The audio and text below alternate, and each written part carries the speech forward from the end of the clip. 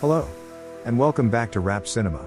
Today we will be talking about a movie where two sisters face their worst nightmare in shark-infested water when the winch system that holds their diving cage breaks and they plummet to the ocean floor. This movie is sure to have you all on the edge of your seats, so be sure to sit back, relax and don't show any fear, or the shark will sense it. The story is based on two sisters, Lisa and Kate, who traveled to Mexico for some time in the sun. The vacation was arranged by Lisa, who wanted her boyfriend Steve there but he couldn't, due to work commitments, which seemed to bother her. The camera cuts to Kate sleeping and confusingly waking up to find that her sister is missing. She begins to call Lisa's name and after minutes of searching, she spotted Lisa outside, sitting down on the deck, even though there are chairs right beside her. Lisa is upset at the fact that she lied to her sister about why her boyfriend is not on the holiday. It turns out that he was not working, but he in fact left her because he got bored of her. LOL. To make Kate feel better, Lisa brings her to a nightclub, to dance and drink her emotions away. They are seen having fun, drinking and dancing with random men, and ending up on the beach with two other men, awkwardly dancing to no music. The next night, they are out having dinner with the two boys they had met, Luis and Benjamin, who begin to talk about going cage diving in shark-infested waters. The sisters are hesitant, but curious and begin asking more questions. Lisa, clearly being the more sensible one, is uncomfortable with the idea of being face to face with great white sharks, therefore needs some extra persuasion. They continuously give reasons why she should do it, one being that it's like the zoo, but the last time I checked, people do not have their lives at risk at the zoo. Lisa finally decided to do it after a lot of persuasion. They are walking to the cage diving location along the beach, discussing what all went on the night before. They finally get to the location, and as they get closer, Kate becomes more agitated when she noticed a sign with a shark painted on it. They get interrupted by Luis and Benjamin, who walk them over to the boat that they will be going on. Lisa shared her emotions again, for the 50th time within the last 5 minutes, saying how she is still uncomfortable and that she has heard stories of other people going on these shady trips. They are introduced to Taylor, the captain of the boat, and a good friend of the boys. They arrive at the shark cage diving boat. Once everything has been set up, Kate starts to look around the unsettling, rusty boat when she noticed how unstable the support chains are that hold the cage. Everyone ignores her concerns and carries on with what they are doing. After an hour of sailing, they get to the diving location, which is out in the deep blue sea. To lure the sharks closer to them, they have a bucket on standby, filled with fish juice and organs, which they poured into the ocean. Kate mentions that it was illegal, which one of the boat members disagrees with, and then begins to mock and taunt Kate, like a child. She is now clearly thinking to herself, what an asshole. After more waiting, a massive shark finally appears from the depths of the ocean, which they soon start to celebrate over. Over the applause and celebrations, Kate notices that Lisa is missing again. She is found throwing up in the toilet and once again, continues to complain and contemplate about going through with this like a pussy. Benjamin and Luis are seen lowering themselves down into the rusty old cage with their scuba diving equipment on. Once ready, they slowly descend into the water beside a 20-foot-long shark. Benjamin talks to Taylor through the radio, expressing his excitement. At this point, the sisters are geared up and ready to unknowingly face their worst nightmare.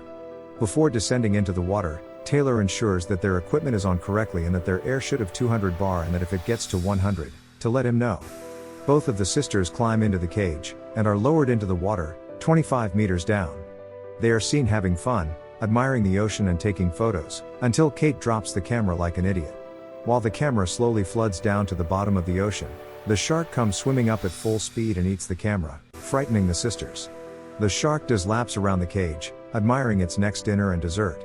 The cage made a not so good noise, and dropped them down a couple of inches, obviously scaring Lisa again. Taylor comes through on the radio, asking if they are okay, which Lisa replies desperately, asking for him to bring them back up.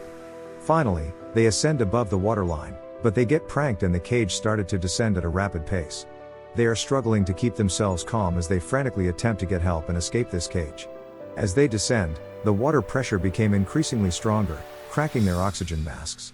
After minutes of falling, they finally hit the ocean floor, 47 meters down, with the winch that was holding the cage landing on their only way out. This causes Kate to take a little nap underwater, whilst Lisa is desperately trying to wake her up. She wakes up in a panic, swimming to the exit, which has been blocked off. An argument breaks out and they both begin to breathe heavy, but they soon calm down to conserve oxygen, as the faster they are breathing, the quicker the air will run out. A plan is created for Kate to swim up a tiny bit, in hope that they can get in contact with those on the boat. This plan soon crumbles as they discover that they aren't able to fit out of the top of the cage. That is until Kate decides to take her oxygen tank off and squeeze through another gap in the cage. This plan also collapsed as Kate's mask is too big and also her giant head. For a third attempt, Kate takes her mask off as well, in hope to fit through the gap, which she gets through with ease now. She then faces the biggest challenge of all: getting the mask back on, which took an unnecessary amount of time. Kate is able to move the winch off the cage, getting them both excited as they are one step closer to getting home. Kate then ascends up alone to get signal so that she can talk to those on the boat. They finally come through on the radio asking a lot of questions to ensure the sisters' safety. Taylor states that someone will be coming down to rescue them, giving her some hope. Kate makes her way back to the cage and shares the good news, but all that they can do now is wait. They hear a strange noise and start to investigate, from which they discover that their boat left without them. Kate swims up with the hope that they will respond to her cries, to confirm whether they left, which they did. Ouch! To Kate's shock, the shark swims up directly from underneath, missing her by a few inches. Panicked, Kate frantically swims back to the cage to escape her doom, but with no seconds to spare, she gets back into the cage. Following on from that was silence, indicating that the shark had left, but they were fooled as it came back even more aggressive, attempting to get in the cage by chewing on the steel bars. This did not work, but the cage is now severely damaged. They start to argue again as they talk about the boys leaving them and that they are not going to come back for them. Midway through arguing, Lisa notices that her air is on 80 bars, giving her a maximum of 20 minutes before she runs out. Following this realization, she then asks Kate, who seems hesitant to say.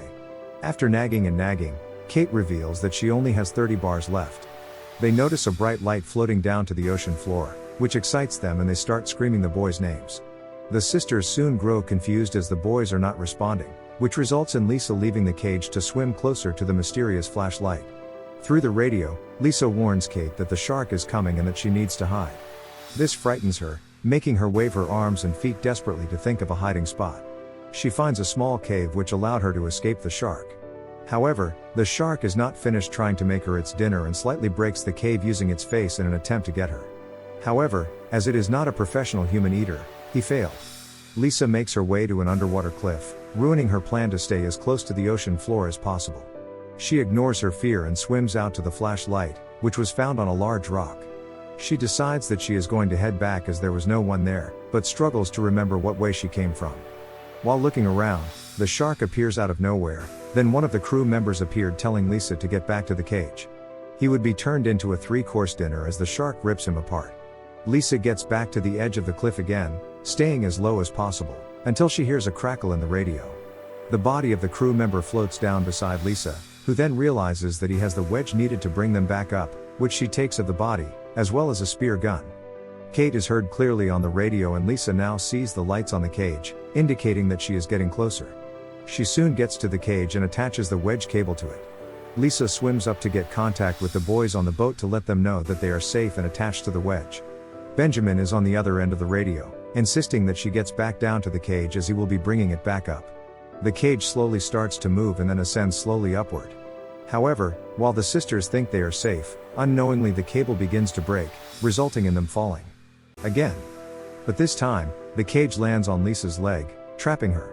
New oxygen tanks float down, which Luis dropped down for them, with a warning that they need to be careful as moving to another tank would increase their chances of nitrogen narcosis dramatically.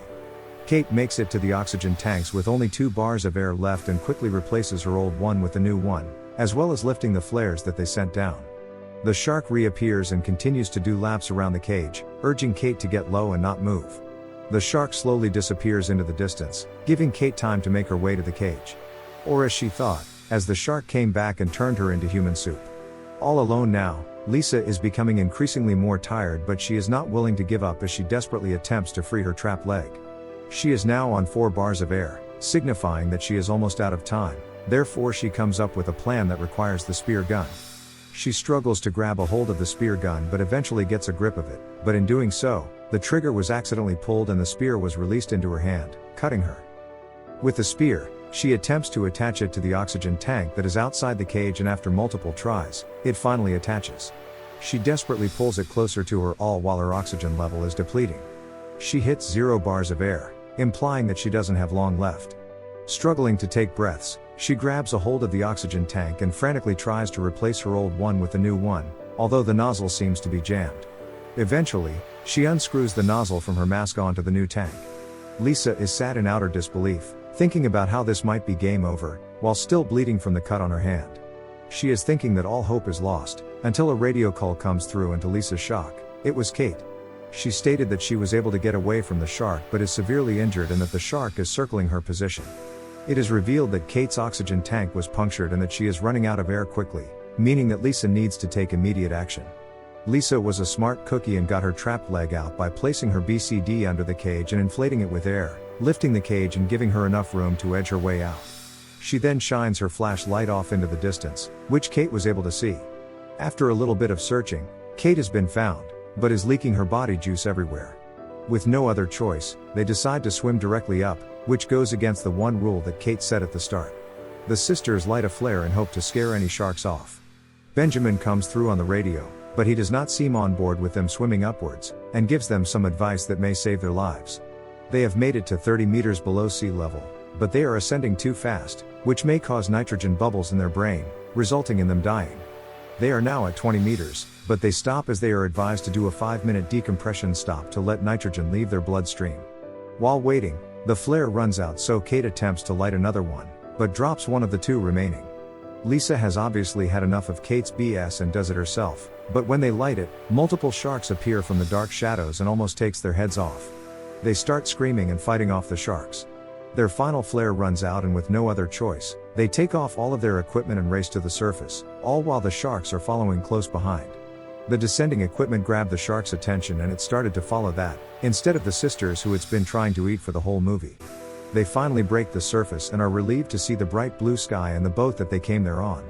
The men on the boat are looking the wrong way for them, but Lisa manages to gain their attention by screaming their names. They threw out the life buoy to rail them back to safety, until the shark decides that it was not finished and grabbed Lisa by the leg and pulls her down. Lisa is screaming like a child in a supermarket, kicking and hitting the shark in an attempt to get back up to the surface. She manages to escape and make it to the boat, until the shark came back for seconds and grabbed her leg again. Lisa had enough at that point and ripped the shark's eyeball out, causing it to let her go. The sisters make it back to the side of the boat and the men help them on board. Benjamin, Luis and Taylor are helping the sisters by using their first aid kits to stop all of the bleeding.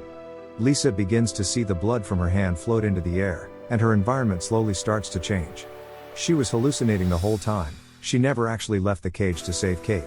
She is still trapped under the cage. The movie ends with the Coast Guard finally arriving at her location and bringing her back up to the surface. She laughs continuously with excitement because she thinks that her and Kate made it out safe, when in reality, Kate is sitting in the shark's stomach.